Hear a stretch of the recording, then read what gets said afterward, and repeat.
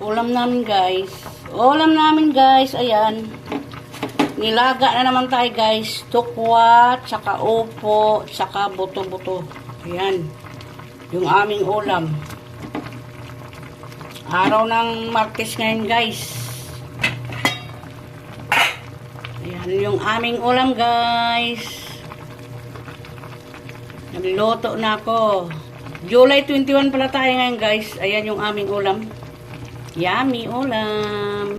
Kain na tayo guys. Ayan yung ulam namin. Nilagang buto-buto with opo tsaka tupo. Ayan.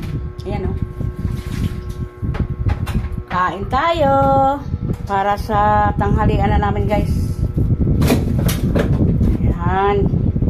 Kainan na tayo guys.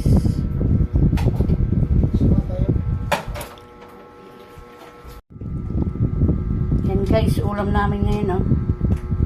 Langgonisa, tuyo, saka gulay na ginisa. Yan, gisang gulay na naman kami guys. Yan, langgonisa, saka gulay, tuyo. Ulam namin. Yummy ulam. Yan ang masarap na ulam guys. Mapapadami kain mo dito. Yan. At saka yan, oh, partner yan, oh, dalawa. Kain tayo. Luto naman tayo ng manok, guys. Kinamatisang manok. Ayan. Nilagay ko, oh, patis, kamatis, sibuyas, bawang, luya. Ayun yung nilagay ko dyan, guys. Saka paminta. Balikan natin yung mamaya, guys.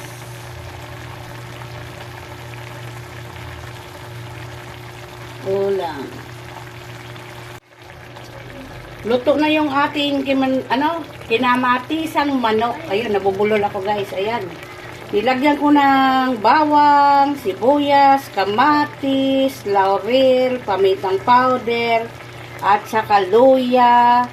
Mayroon pa yung tanglad guys. Ayan. Kanya-kanya naman tayong luto guys. Ano ba yung ulam nyo ngayon guys? Ayan sa amin. Maaga ako nagluto kasi yung panganay, pagdating, kailangan na daw magluto ako. Yan, hanggang dyan lang tayo guys. Ayan guys, tapos na magluto. Kakain na si ate. Ang aga ko magluto guys.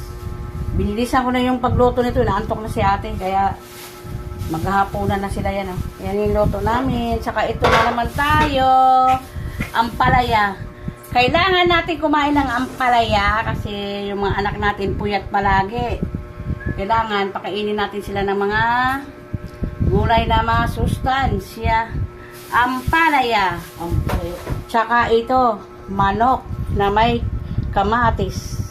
Yan, kain tayo guys. Lamok. Lamok na sa nasaka. Pakpak yan guys, pakpak.